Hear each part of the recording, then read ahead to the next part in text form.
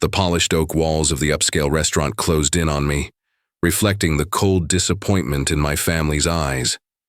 My father raised his glass, preparing to announce the one thing I'd feared most: my failure. The toast wasn't for celebration. It was for my public execution. The Rosewood legacy was moving forward without me. But what they didn't know? I was about to change everything. Don't miss what comes next. Hit that subscribe button and follow along as this story unfolds. The glass in my father's hand caught the light as he raised it, every glint like a sharp needle piercing the air. It was too loud, too sharp, too final.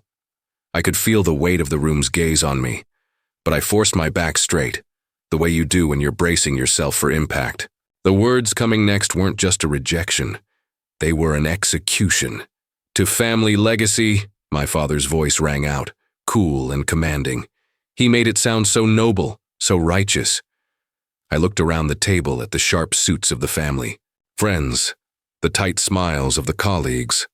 Their eyes flicked between me and my sister Vanessa, whose hands trembled slightly as she clutched her water glass, her gaze fixed on the untouched appetizer in front of her. She knew, just as I did, that something was coming, but even she looked uneasy with what was about to unfold. The silence stretched, thick and suffocating, until my father broke it again, his voice just a bit louder, more pointed. And to making wise investments in our future. He set his glass down with such precision that the sound of it hitting the table echoed across the room like a ticking clock. Which brings me to an announcement. I already knew what he was about to say. My stomach twisted, and for a moment it felt like the air around me was pressing in too tight. The walls seemed to close in, reflecting only the hollow, disappointed expressions of my family. They never saw me for who I truly was. And now, I was about to become the family's greatest failure, a cautionary tale whispered behind closed doors. As you all know, my father continued, his words slipping out like ice, I've been finalizing my estate planning. After careful consideration, I've decided that the Rosewood Family Trust will be allocated exclusively to Vanessa. I could feel my pulse quicken. My throat tightened, but I kept my face neutral. I had rehearsed for this moment. I'd expected this betrayal, this rejection. It wasn't new, but it still stung. Still, I managed to hold my ground. I refused to show them the fire burning inside me. Vanessa didn't even look up. Her gaze stayed firmly fixed on her untouched plate, her knuckles white around the water. Glass. She didn't look triumphant. She looked uncomfortable. She wasn't the cause of this humiliation, but she was now caught in the weight of it. The cold tension in the air was palpable, and I couldn't help but wonder if she, too, wished she could disappear into the fabric of the tablecloth. I glanced at my mother. Marilyn, my ever-cautious mother, cleared her throat gently. Harrison, perhaps this conversation could wait for a more private moment. The concern in her eyes was clear, but her voice, it remained steady, controlled. She would never challenge him directly. Not here, not now, that was never her way. But I could feel the discomfort radiating from her. She hated this. She hated how we were being torn apart. But she wasn't going to stop him. Not tonight. Nonsense. My father waved dismissively, his eyes now sharp as daggers. This is a celebration of family and future. And then he turned his gaze to me. The words that followed, like a quiet death sentence, stung in a way I hadn't anticipated. Eliza, darling, he said, the word darling slipping from his lips with a bitterness I'd never heard before. If you had only followed the path we laid out for you. If you had finished your doctoral program at MIT instead of throwing it away for this computer hobby of yours. I could feel my face flush. My heart pounded against my chest, but I kept my breath steady. I would not let him see my anger. I would not let him see the storm inside me. I was not the little girl he wanted me to be. I had already outgrown that version of myself, but I couldn't tell him that. I couldn't explain how I had been building something that, at that very moment, was about to make history. I could have told him about Manurva, the AI financial platform I created that was revolutionizing market prediction. But no, he wouldn't. Understand. Instead, I simply nodded. I understand your decision, I said, my voice calm even as I felt like I was suffocating. My voice was the only thing I could control in that moment. My body, my mind, they were out of my hands. But my words, I could choose them, and I chose to remain composed. My father's expression hardened as he leaned forward, his gaze locking onto mine like a predator ready to strike. Playing with code in some warehouse isn't a career, he sneered. His words sliced through the air like daggers. Your sister made partner at Thornton and Bradley at 35. She's carrying on our legacy. In the justice system. Meanwhile, you abandoned your education to build… what? Apps? His voice dripped with disdain, with disappointment. I could feel my cheeks burning, the anger rising. I should have spoken up. I should have told him about the meeting scheduled with Google's acquisition team tomorrow, about the $500 million valuation of my company. I should have told him about the revolution I was leading in the tech world. But the words, they were lodged in my throat, a dead weight I couldn't release. Instead, I sat there, folding my napkin carefully in my lap. You're absolutely right, I said, keeping my voice steady despite the fury building inside me. I've chosen a different path. I could feel Vanessa's gaze flicker toward me. For a second, I thought she might speak up. A flash of the older sister who had once smuggled astronomy books into my room when our parents insisted I focus on debate club flickered in her eyes. But then she looked away as if it were too painful to intervene. She knew, just like I did, that there was no way to change the past. This dinner, this moment, it was bigger than us. But as I stood to leave, I didn't feel the anger I expected. I didn't feel the sadness that should have come with the weight of this rejection. Instead, I felt strangely calm, detached. The trust fund didn't matter, not anymore. What mattered was what I was about to do. The road ahead wasn't shaped by my father's legacy. It was shaped by mine. I have a meeting to prepare for, I said, as my phone buzzed in my pocket with a message from Olivia about tomorrow's presentation. Please enjoy the rest of your evening, I added, my voice thick with unspoken words, as I walked away from the table, leaving behind the family that had never truly seen me. But they would. They would see me soon enough. The Uber ride back to the warehouse was quieter than I'd expected.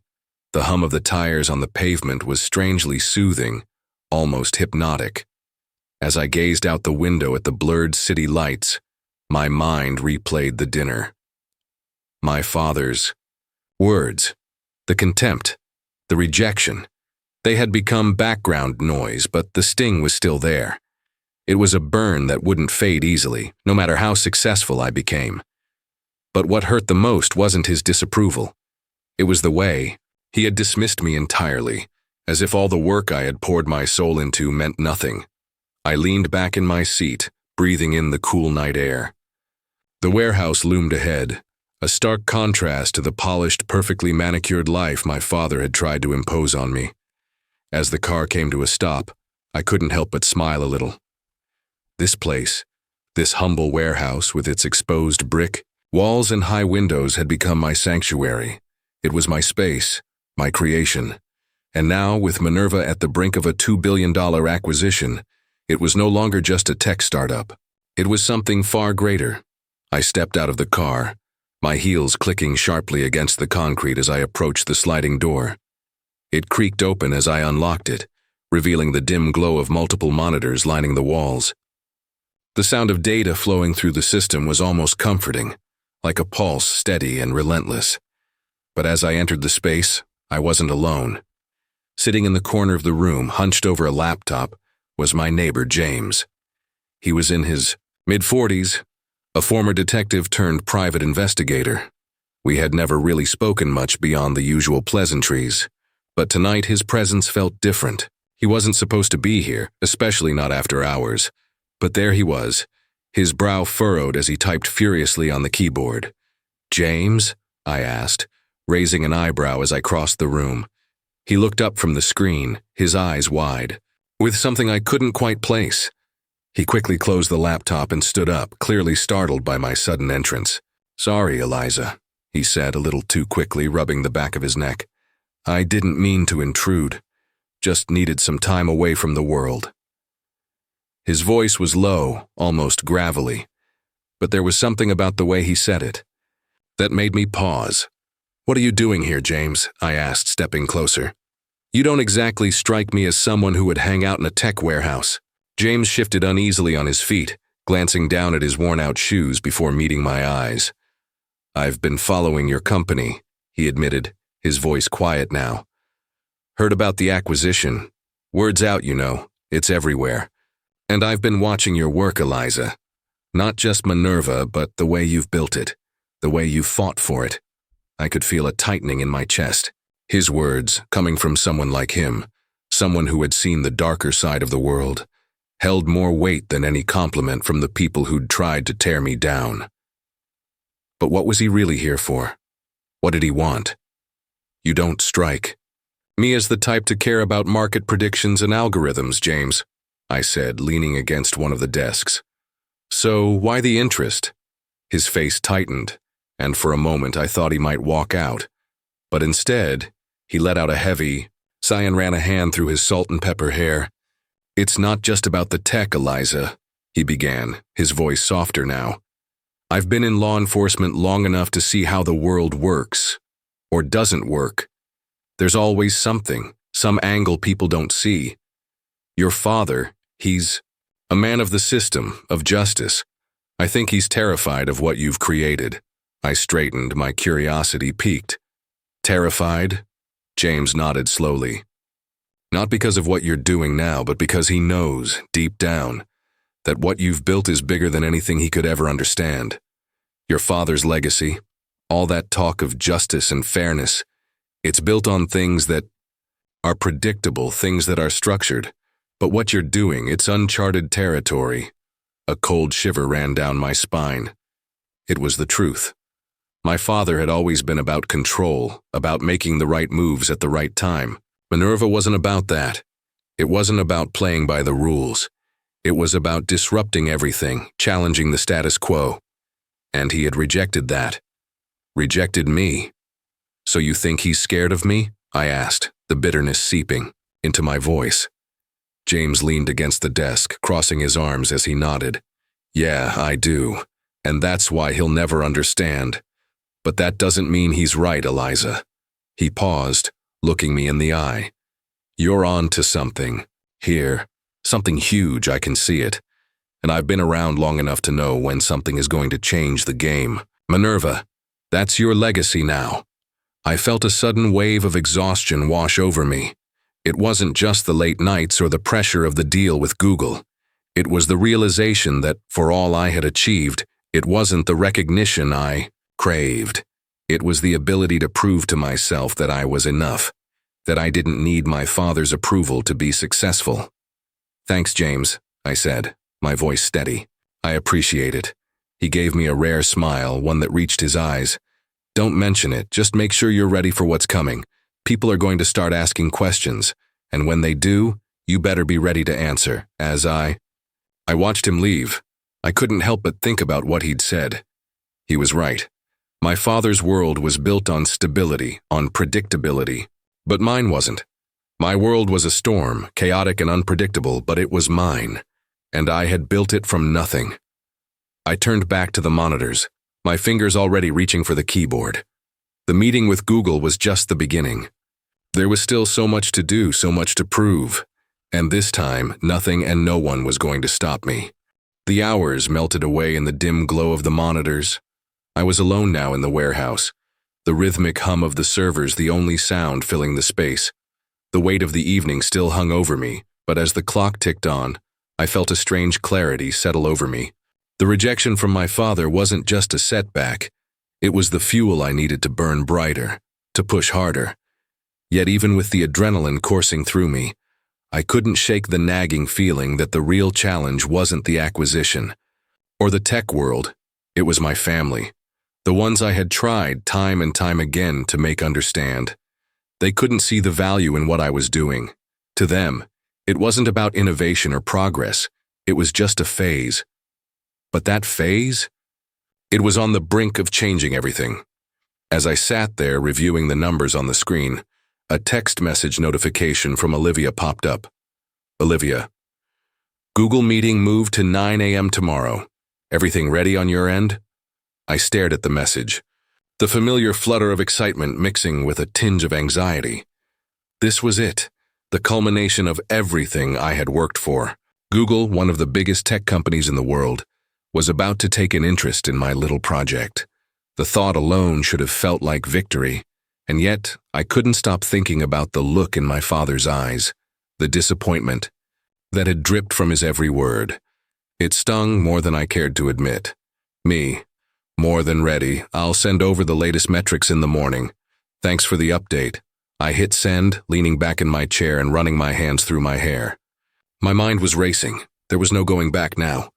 Manurva had outperformed the market predictions by 63% in volatile scenarios. We were already seeing discreet inquiries from top financial firms.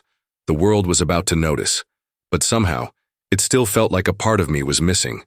The approval from my father, the acknowledgement from the family I'd spent my entire life trying to impress. It was slipping further and further away. Just as I was about to dive back into the data, my phone buzzed again. This time, it was a message from Vanessa. Vanessa, Dad was harsh tonight. You know how traditional he is. The trust doesn't matter anyway, right? Seems like your coding project is keeping you busy. Just wanted to check in. I sighed. It's hard to be mad at Vanessa. She was my sister, after all. But her words stung too. Coding project. Was that really all she thought it was? Something to pass the time? Something to do in the corner of a dimly lit warehouse? Me. It's fine, Vanessa. Really. I'm glad to hear that things are going well with the Fisher case. Congrats again. Let's catch up soon. I put my phone down and shook my head. Vanessa, despite everything, was still wrapped up in the old narrative. She hadn't truly seen what I had done, what I was about to do. I wasn't just tinkering with computers. I was building something that could change the way people thought about finance. Something that would change everything. But the more I thought about it, the more I realized that maybe Vanessa didn't need to see it. Maybe she didn't have to be a part of this journey. My father had rejected me, and now my sister seemed to be following suit. A sudden knock on the door interrupted my thoughts. I jumped, not expecting anyone at this hour. Eliza. Olivia's voice came through the door, her tone low and hesitant. I stood up, moving toward the door, my pulse quickening as the weight of the moment pressed in on me. Come in, I called out. Olivia entered the room, her face tense, her eyes shadowed with exhaustion. She had been pulling late nights with me, and her usually sharp features looked worn down by the stress. But there was something else in her eyes, something more serious. We need to talk, she said, her voice serious, even a bit urgent. I frowned. What's going on? Olivia stepped closer, glancing around the room at the various screens before meeting my gaze again. I've been thinking. We're so focused on tomorrow's meeting, on the Google acquisition. But have you considered that if we go through with this, if we accept their offer, we lose control? My stomach churned. What do you mean? We're talking about a $2 billion acquisition, Olivia. This is the kind of opportunity most people only dream about. She shook her head. I know, but listen. Google's not interested in you as a person. They want the tech, the platform, and they'll likely push us to conform to their vision. Our vision, the one we've built from the ground up, won't be theirs. Do you really want to sell out for their terms? Her words hit me like a ton of bricks. It was a hard pill to swallow, but she was right. If we went public with Google, we'd be bound by their rules, their timeline, their control.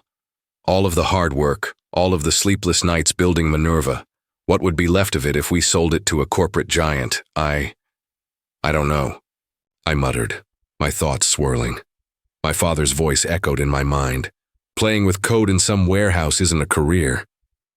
But he was wrong. This wasn't just a warehouse, this was the future. It was mine to shape. Olivia didn't wait for me to respond.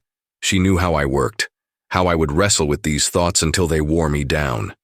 Instead, she leaned in, closer, her gaze unwavering. You don't want to just build a company, Eliza. You want to build something that lasts, something that makes the world better. And you can if you don't let anyone, especially Google, take it from you. The tension in the room thickened. I knew what she was suggesting. We could not take Google's offer. We could go public. We could own this. We could keep our control. I think you're right, I said, my voice firmer now, filled with resolve. Let's do it. Let's turn them down. Olivia's face broke into a grin, the tension finally lifting from her shoulders. I knew you'd get there. Now let's show them what we can really do. But even as the adrenaline surged through me, I couldn't shake the nagging feeling that we were on the edge of something much bigger than I had anticipated. My father's rejection, Vanessa's indifference, they were just the beginning. This was war, and I was about to fight for my vision, for my legacy, and for everything that had led me here. And this time, nothing, no one, was going to stop me. The morning light streamed through the tall windows of the warehouse, casting long shadows across the polished floor. The space felt different today. It wasn't just the buzz of activity, though that was definitely there. It wasn't just the promise of the meeting with Google either. It was something deeper, something that had been building over the months, through the countless sleepless nights, the rejection, and the moments of doubt. Today felt different because for the first time, I truly believed in my own worth, my vision. I stood in front of my screens, the data from our latest algorithm cascading down in real time, more precise than anything anyone had ever imagined. Manurva wasn't just a product anymore. It was a symbol of everything I had ever fought for, everything I had sacrificed. The phone buzzed with a notification. It was Olivia, her name lighting up the screen. My heart skipped a beat as I read the message. We're about to take the stage, Eliza. Are you ready? I took a deep breath and smiled. Ready? I had been ready for this my entire life. In the back of my mind, I could still hear my father's words from that dinner. Playing with code in some warehouse isn't a career. But that was a version of me that didn't exist anymore. That Eliza, lost, uncertain, seeking approval, was gone. The woman standing here now? She was a force. She had built something that mattered. She had transformed rejection into determination, failure into fuel. The moment I walked into that room with my company at the precipice of changing the entire financial industry was the moment I realized that nothing had ever been more real than this. I made my way to the conference room. The walls were lined with journalists, executives, and investors, all eagerly waiting for the demonstration. The buzz in the air was palpable, the anticipation thick enough to taste. I walked past my family, seated front and center, their eyes still fixed on me, still full of judgment, though now there was something different in their gaze. It wasn't contempt, it wasn't dismissal, it was respect. For the first time, my father's expression softened. There was a flicker in his eyes, a fleeting acknowledgement of what I had done. It wasn't the approval I had once craved, but it was enough. Vanessa, seated beside him, caught my eye. She didn't say anything, but the way she looked at me, the subtle nod of recognition, was all I needed. She didn't need to understand my vision, she just needed to see the results. I walked to the podium, the weight of the moment pressing down on me. The world was watching, and for the first time I wasn't afraid. I was ready to speak, ready to show them all that I wasn't just the daughter of Harrison Rosewood. I was Eliza Rosewood, the woman who was about to change the game. Ladies and gentlemen, I began, my voice steady though my heart raced. What you're about to see isn't just a technology, it's a revolution. It's not just about predicting markets. It's about changing how we think about finance, how we democratize it for everyone. I paused, letting my words settle in the room, feeling the power of them. When I started Manurva, I was told it was a waste of time. I was dismissed, rejected, but I didn't let that stop me, and today we're about to change everything. The crowd leaned in, their interest piqued.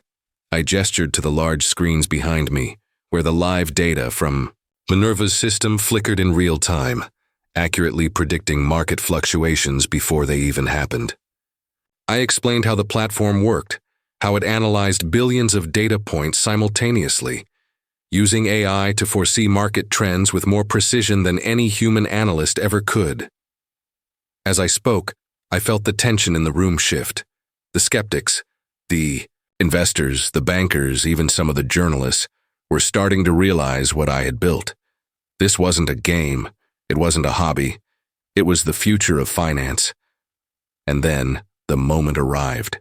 The $2.3 billion acquisition offer from Google flashed on the screen. The room went silent, the impact of the number reverberating through the crowd. It was the largest tech acquisition in Massachusetts history. But for me, it wasn't about the money. It was about the victory. The culmination of every hour spent coding, every ounce of doubt I had silenced, every rejection I had turned into determination. As the applause began to fill the room, I saw my father, my harsh, critical father, clapping. His face wasn't just proud, it was amazed. For once he saw me. He saw what I had done. It was enough. It was more than enough. Later that evening, as I walked out of the conference, I got a message from Olivia. "It's done. We're moving forward. But I think we both know this is just the beginning." I smiled. She was right. This wasn't the end, it was the beginning of something far greater than any acquisition. We were going to take the financial world by storm, and we were going to do it on our own terms. As I stepped into the car, the weight of everything that had happened, the rejection, the pain, the loneliness, finally lifted. I wasn't just the daughter of Harrison Rosewood anymore. I wasn't just the girl who had built a hobby in a warehouse. I was the CEO of Manurva, a company that had the potential to change the way people saw finance, a company that would leave a legacy of innovation and progress. And in that moment, I realized that success wasn't about the money or the accolades. It was about staying true to yourself, to your vision, no matter how many people doubted you. It was about proving that the greatest achievements are the ones you build from the ground up, fueled by passion, persistence, and the unwavering belief that what you're doing matters. As I drove through the streets heading home, I felt something I hadn't felt in a long time. Peace. Finally, peace with myself. Peace with the path I had chosen. And most importantly, peace with the knowledge that the world was about to see just how far I could go. This was just the beginning, and I was ready for whatever came next.